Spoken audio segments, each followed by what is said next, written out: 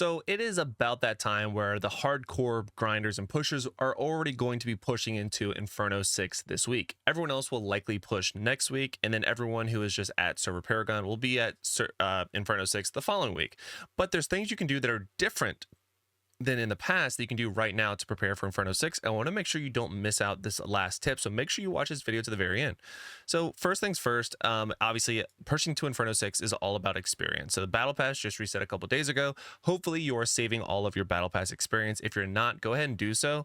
Obviously, Server Paragon right now is 1280, so like I said, the hardcore grinders are likely already pushing to Inferno 6 like this week, or already are there. This is going to come out a few days from now, so they're probably already there or are close to getting there. Myself, I usually push to the next Hell or Inferno difficulty once it's about 10 levels away from Server Paragon, which for me would be next week. And what I mean by that is Server Paragon currently is 1280. Next week I'll go to 1290. I will at that point push to 1300 to make it to Inferno 6. So you want to start hoarding things for experience. That's the first thing in order to prepare for the next Inferno difficulty. I had this on all of my videos about pushing to the next difficulty. So the first one is, of course, going to be your Battle Pass. Start saving these up right now, max them all up, and then there's no reason for you not to hold on to them outside of, you know, whatever week you decide to push. So save those up now. The other thing you want to start doing is saving your fish. Now, admittedly, I have no fish. I have not gone fishing, but I need to fish. So I will fish to the best of my ability. You want to save all legendary and mythic fish. And then once you max out your bag with legendary and mythic, go ahead and start fishing for just mythic. And then every time you get a new mythic, sell one of your legendaries and so on and so forth until ideally you get a whole bag of mythic fish because they do net you the most experience. Now, Mayo also just did a video covering experience on his channel. He's a really good Diablo Immortal YouTuber. He is a very, very heavy grinder when it comes to these Server Paragon pushes. He's probably already there. He got world first last time. So shout out to him. In his channel, he has fantastic experience, plans and ideas on how to progress fast. But he just did one to see if the new Eternal Rifts and Oblivion Pillars are worth your while for experience. And it sounds like TLDR, it sounds like they basically are. You basically get the same amount of experience you would be, but it saves you time.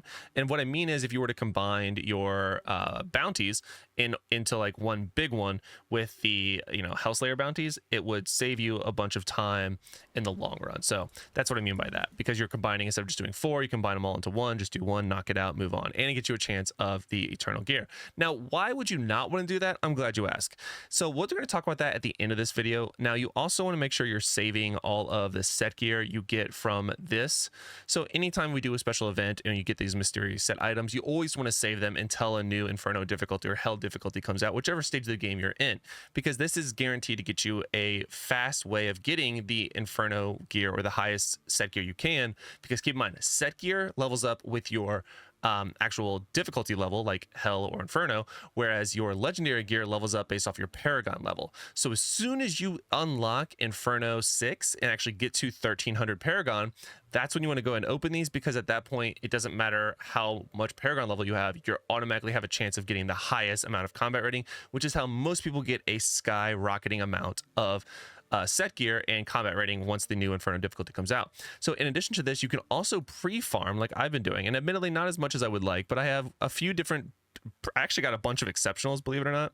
So I got a 1731, 1742. I got a couple of these 40s and 42s, which feels pretty good. That'll be a very noticeable increase, assuming it's gear that I want. So, and you can do that by going into the random dungeon finder and start doing Inferno 6. Go ahead, and if you're at the right Inferno level, go ahead and go to Inferno 6, and it is 33,300 combat rating just to do overworld farming. But you can also, I think it's like 33.8, 33.9. I want to say it's like usually 600 above to do the dungeons. Maybe a little less actually, because I've been doing the dungeons and my combat rating is 33.7. So maybe it's 33.7 now that I say that out loud. So that would be the best way of grinding your set gear. Do that now. It also gets you experience.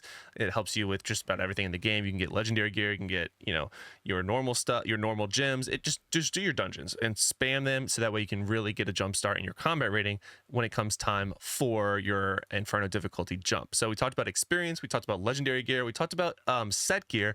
Now I want to talk about the newest addition to the game, which is Eternal Gear. Now Eternal Gear is unlockable with this new thing called a Terror Essence, this new inventory thing. So with these new essences, you can either activate it with an Oblivion Pillar or do a Hell Slayer bounty, which both of them give you a chance, with the Oblivion Pillar giving you a higher chance of getting the Eternal Gear. Now the Eternal Gear is going to be the true best in slot for your class. So stop, and I repeat, stop using them now and save them for Inferno 6, because keep in mind, once you get to, because it scales with your Paragon level, once you get to Inferno 6 and your Paragon level is higher than 1300, you're going to be getting better gear. So save your Terror Rifts now, your Terror Essence now, and then run a bunch of them after you get to the new Inferno difficulty, and even push your Paragon level a little bit more, and that's when you're going to get even better.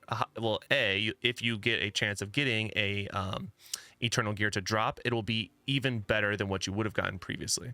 So that's going to do it for today's video, guys. Let me know which of these tips and tricks helps you the most. Again, the biggest change here is going to be the Terror Essence, and how I would highly recommend you just hoarding all of them until you get to the point where you're ready to unlock the new Inferno difficulty. That's going to do it for today's video, guys. I'm going to answer this phone since somebody keeps calling me, and I hope to see you in Inferno 6 very, very soon. See you later, guys.